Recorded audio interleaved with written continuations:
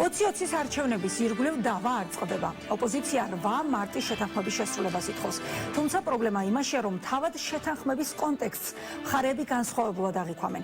ხელისუფლებას ოპონენტები ახსენებენ, რომ მოლაპარაკების მთავარი ფაქტორი პოლიტპატიმრების გათავისუფლება იყო. თავად ხელისუფლებაში კი ქვეყანაში პოლიტპატიმრების არსებობას კატეგორიულად უარყოფენ. გიგი უგულავა, გიორგი რურუა, ირაკლი ოქრუაშვილი სწორედ მათ მიიჩნევს პოლიტპატიმრებად ოპოზიციური პარტიების უმრავლესობა და საკონსტიტუციო ცვლილებებზე შეთანხმების მისაღწევად მათ გათავისუფლებას ითხოვს. საქართველოში პოლიტპატიმრები არ არსებობენ. საქართველოში პოლიტიკური მართლმსაჯულება არ არსებობს. აცხადებს ქვეყნის პრემიერ-მინისტრი გიორგი გახარია.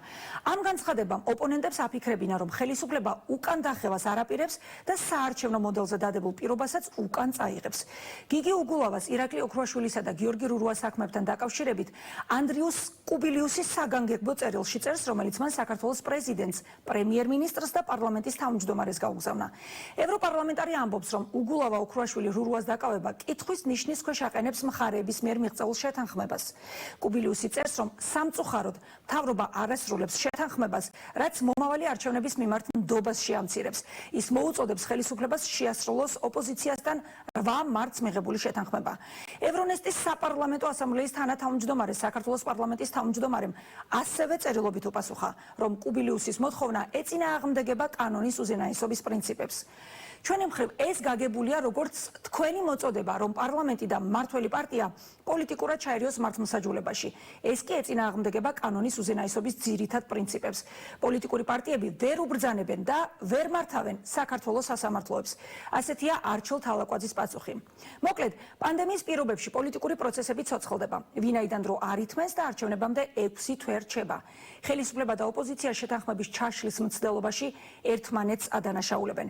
ექსპერტთა ნაწილი კი ამბობს, რომ პოლიტპატიმრების თემაზე შეუთანხმებლობის მიზეზით არჩევნების დღემდე მოქმედი მოდელით ჩატარება მომგებიანი ქართული ოცნებისთვის იქნება.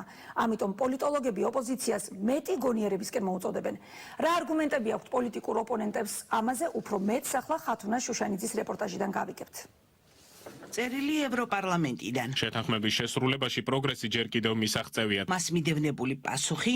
პოლიტიკური პარტიები ვერ უბრძანებენ და ვერ მართავენ საქართველოს სასამართლოებს. და ევროპაში გაგზავნილი პასუხის პასუხები ისევ საქართველოში. ძალიან ძიმე პოლიტიკური კრიზისი შეიქმნება ქვეყანაში. გასული ერთი კვირა აჩვენებს, რომ ორთვიანი თვითიზოლაციის შემდეგ პოლიტიკური ველი გამოცოცხლდა. ამ ყველაფერს ლოგიკურსაც უწოდებენ, რადგან საარჩევნო წელია და თანაც პრინციპული არჩევნების წელი. რა თქმა უნდა, დამოკიდებულება იქნება გართულებული და არ მგონია საქართველოს დღეს ჭირდებოდეს რთული ურთიერთობები ჩვენს ევროპელ კოლეგებთან. ხელისუფლება არ არის მზად, რომ შეასრულოს ეს შეთანხმება და ბუნებრივია ჩვენი საერთაშორისო პარტნიორების და ევროპარლამენტარების წერილები არ იქნება ერთეულები. 8 მარტის შეთანხმება იყო თუ არა ხელისუფლებისთვის უკან დახევის იძულება ორ საკითხში. კითხვას პასუხი პანდემიამდეც გაეცა და აღსრულებისთვის წამზომიც ჩართეს, თუმცა საგანგებო რეჟიმის დროს პოლიტიკური ძალის ნაწილი დარჩა სახლში, მეორე ნაწილი კი ოპოზიციისთვის პრინციპულ მოთხოვნას პოლიტპატიმრების განთავისუფლებას უკვე სასამართლო ხელისუფლების საქმიანობაში ჩარევას უწოდებს. სასამართლო არის დამოუკიდებელი ორგანო, ის თვითონ იღებს გადაწყვეტილებას და ის არც ერთ შემთხვევაში არ არის დამოკიდებული პოლიტიკურ პროცესებზე, რომელიც ქვეყანაში ვითარდება. შესაბამისად, ქართული ოცნება, მმართველი გუნდი ზედმიწევნით ასრულებს მის მიერ მიცემულ პირობას, ახლა ჯერი არის უკვე ოპოზიციაზე. კიდევ ერთხელ ვიმეორებ, თუ კი იქნება, თუ კი შესაბამის პასუხისმგებლობას იგრძნობს ჩვენი ოპოზიცია, რაშიც მე პირადად ეჭვმეპარ. ეს არის მათი სტრატეგია, რომ შექმნან ფონი თითქოს ისინი იმიტომ არ უჭერენ მხარს საქართველოს კონსტიტუციაში გასახორციელებელ ცვლილებებს, რომ ქართული ოცნება თითქოს რაიმეს არ ასრულებს. შესაბამისად, არანაირი საფუძველი ნაციონალურ მოძრაობას და მის სატელიტ პარტიებს, რომ გავიდნენ ამ შეთანხმებიდან არ გააჩნიათ, თუმცა რეალურად მათ არც არასდროს არ ქონიათ სურვილი დაეცვათ ეს შეთანხმება. ეს ინტერვიუები გახდა სწორედ ევროპარლამენტიდან მორიგი გამაფრთხილებელი წერილის მიზეზიც. ასე ოპოზიციაში ფიქრობენ. პოლიტიკური პოლუსები ისევ რადიკალურია.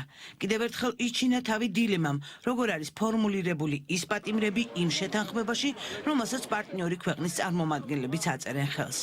არადა განმარტავენ კიდეც, რომ ის პატიმრები, რომელიც ოპოზიციის აზრით პოლიტიკური ნიშნით არიან დაკავებული, ხელისუფლებისთვის მხოლოდ და მხოლოდ კანონდამღვევი პოლიტიკოსები არიან. ამ განმარტებას მხოლოდ ერთი მუქარა მოჰყვება. სანქციების მსურველთა რაოდენობა პარტნიორ ქვეყნებში მატულობს. ამას ამბობს პოლისის ერთი მხარე. პოლიტიკური პარტნიორის დაცვის მცდელობად ფასდება მოპირდაპირე მხარეს.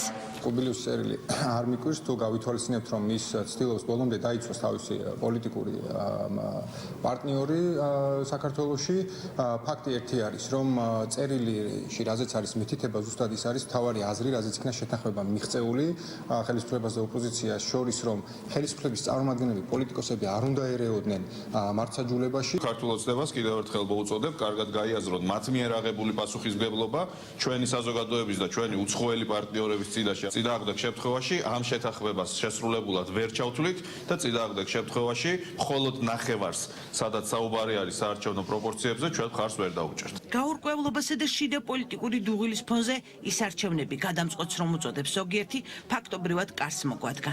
ამ გაურკვევლობამ ვერსიები გააჩინა, მათ შორის დომინირებს აზრი ოქტომბრის ბოლო კვირადღეს არჩევნები აღარ ჩატარდება. გადადების აუცილებლობას ვერც მმართველ-ზალაში ხედავენ და ვერც ოპოზიციაში. როგორი პოლიტიკური ველი იქნება, როგორი საარჩევნო ველი იქნება, როგორი კანონმდებლობა იქნება, როგორ უნდა შევხვდეთ ამ არჩევნებს ახალ რეალიებში და როგორ უნდა შევხვდეთ მოსახლეობას.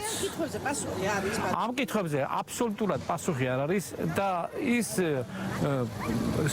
დუმილი, რომელიც ხელისუფლების მხრიდან ჩანს, ძალიან დამაფიქრებელია და კიდევ ერთხელ აღვივებს იმეჭვებს, რომ შესაძლებელია არჩევნები გადადონ. ან შესაძლებელი არჩევნები ჩაშალონ. ყველაფერი მოსალო დღეს თუ გადავხედავთ დღევანდელი გადასახედიდან ცხოვრება ძალიან აწყობს ის სიტუაცია, როდესაც არის კომენდანტის საათი და ერთი კაცი ჭკუაზე დადის მთელი საქართველო. მას შემდეგ რაც გადაივლის საგანგებო მდგომარეობა წინ არაფერი არ უდგას ვთქვათ რაღაც დაბრკოლებად, ამაზე ჩვენ მოვისმინეთ ყველამ ერთად, იმიტომ რომ ჩვენც დისტანციურ რეჟიმში ვართ, მათ შორის ჩვენ ასე ვთქვათ პოლიტიკური პარტიის ხელმძღვანელობასთან, თუმცა ყველა ვინც აკეთებს განცხადებას და ყოველდღიურად აკეთდება ეს განცხადებები, ამ განცხადებებში მკაფიოდ არის ხაზგასმული, რომ მას შემდეგ რაც დაუბრუნდება ქვეყანა ნორმალურ რეჟიმს, მინიმუმ საგანგებო მდგომარეობა არ იქნება, ანუ გაუქმდება და გამოვალ საგანგებო ამ ექსტრაორდინალური სიტუაციიდან მოხდება აი ამ შეთანხმების რეალიზაცია. მაშინაც კი, თუ კი საკონსტიტუციო ცვლილებები გატარდება და განსხვავებული საარჩევნო სისტემის დამტკიცება მოესწრება, კორონავირუსი კენჭისყრის პროცესში შეიტანს კორექტივებს. საარჩევნო ურნების მოწყობასთან ერთად სესკომ უკვე უსაფრთხოების ნორმების დაცვისთვისაც უნდა იზრუნოს. სოციალური დისტანციისა და თუნდაც პირბადეების აუცილებლობის მოთხოვნას აყენებს არასამთავრობო სექტორი. სპეციალური წესების შემუშავებაზე კი ჯერ არაფერს ამბობენ. რა ტიპის არჩევნებს ვატარებთ? ჯერ ის კანონიც არ არის, ის ცვლილებები არ არის კანონში მიღებული, რომელზეც მოხდა შეთანხმება და ამას ემატება ის, რომ ეს ხო არ არის მარტო ცალკე აღებული კანონის არჩევნო, ამასთან ახლავს მთელი რიგი ქმედებები, მთელი რიგი გადაწყვეტილებები, რომელიც უნდა გააუმჯობესოს მთლიანად საარჩევნო გარემო. თორემ მარტო ეს ჩანაწერი არჩევნებში არაფერს არ ნიშნავს, იმიტომ რომ მე ვფიქრობ, რომ თუ ჩვენი უხილავი მართველი გამოჩნდა არჩევნებამდე საერთოდ, მე არ გამოვიცხარო საერთოდ არ გამოჩნდეს, მაგრამ თუ გამოჩნდა, მე გულისხმობ, რომ ჩვენ რაღაც აგვისტოს-სექტემბერ თვეში უნდა ველოდოთ რაღაც ძალიან არასტანდარტულ, უჩვეულო, ძალიან დიდ ფულად ინიექციას, რომელსაც ის განახორციელებს. კენჭისყრამდე კი წინა საარჩევნო პროცესები და პოლიტიკური ძალებისთვის კანონით მინიჭებული უფლებებია. არასაპარლამენტო პოლიტიკური სპექტრი უკვე ღიად ამბობს, რომ კანონმორჩილებით ისევ და ისევ თავად დაზარალდნენ. ნაციონალური მოძრაობა კი არც იმის თქმას ერიდება, რომ ხელისუფლებამ საგანგებო მდგომარეობა და კომენდანტის საათი დივიდენდების დასაგროვებლად გამოიყენა. ჩვენ ხედავთ, რომ ქართული ოცნების ჩინოვნიკები, მათთან დაახლოებული პირები, აქტივისტები აბსოლუტურად პრივილეგირებულ მდგომარეობაში არიან და მათზე არანაირი კანონმდებლობა არ ვრცელდება, თუმცა ჩვენ გვეუბნებია, რომ იცი რა, დაჯექით სახლში. ამიტომ აბსოლუტურად გაუგებარია სატრანსპორტო გადაადგილების შეზღუდვა, აბსოლუტურად გაუგებარია, როდესაც საბიუჯეტო თანხებით, ნაყიდი პროდუქტებითა თუ სხვა საშუალებებით მხოლოდ ქართული ოცნების აქტივისტებით ახორციელებენ ფაქტიურად საარჩევნო კამპანიას და მინდა მათ უთხრა, რომ ეს არის ბიუჯეტში მოსახლეობის მიერ გადახდილი გადასახადებით მობილიზებული თანხები და თქვენ თუ ფიქრობთ, რომ ეხლა რაღაცა წყალობა გაეცით მოსახლეობაზე, თქვენ უფრო მეტის ვალდებული იყავით. ჯერ არ არსებობს არც წინასაარჩევნო პროგრამები. ამის შესახებ არც ერთ პოლიტიკურ ძალას ჯერ არაფერი უთქვამს. თუმცა გლობალური გამოწვევის ფონზე ყველა პოლიტიკურ ძალას ან აქვს, ან კიდევ ამზადებს ანტიკრიზისულ გეგმას. პანდემიით ჩასწორებული კიდევ ერთი პოლიტიკური დღის წესრიგი. ხელისუფლება უკვე მეორედ ანტიკრიზისული გეგმის პრეზენტაციას აწყობს. მათი წინამორბედი კი ამბობს, რომ მათი მიერ შემუშავებული ანტიკრიზისული გეგმა უფრო ეფექტურია.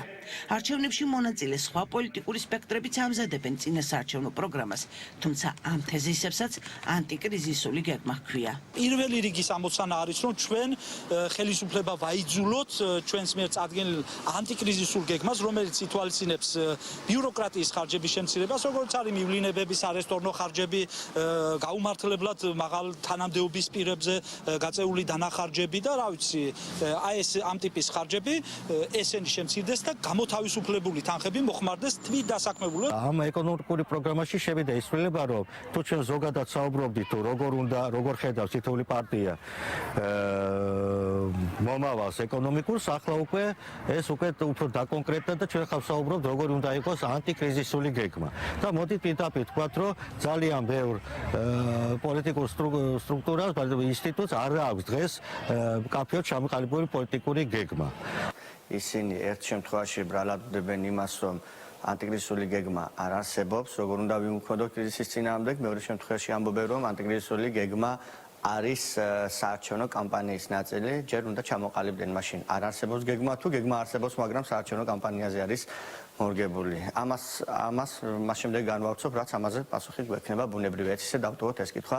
ხელისუფლება ისევ ფიქრობს, რომ 8 მარტის შეთანხმების მთავარი მოთხოვნა 120-30-ზე პროპორციის დამტკიცება უნდა მოასწრონ. ოპოზიციისთვის კი მთავარი მაინც საკუთარი გუნდის წევრების გისოსებიდან განთავისუფლებაა. რაბედი ეწევა სხვა შეთანხმებებს, თუნდაც ტექნიკური ერთობის დროს გადაწყვეტილი საერთო ოპოზიციურ მაჟორიტარულ კანდიდატზე შეჯერებას. ორთვიანი პაუზის შემდეგ ამაზე არავინ საუბრობს. მიზეზად შეკრებების აკრძალვა სახელდება. არ ჩქარობენ სამწუხაროდ. მე ვფიქრობ, დრო არ ითმენს. პანდემიით შეცვლილ დღის წესრიგ ზოგიერთი პოლიტიკური სპექტრი მოერგო კიდეც. ფართო ინტერაქციის აკრძალვის ფონზე აგიტაცია ვირტუალურ ველზე გადაიტანეს. ელექტორატის მოზიდვის ხერხი ისევ ოპონენტების კრიტიკაა. არჩევნებისთვის ამ გზით ემზადებიან, თუმცა ისევ ღიაა მთავარი თემა, რომელი საარჩევნო სისტემით ჩატარდება არჩევნები.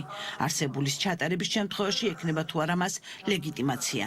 ამ თემას მიბმული პოლიტიკური ბლოკები, საარჩევნო ბარიერი და საერთოდ მომავალი 2024 წლის არჩევნებიც კი.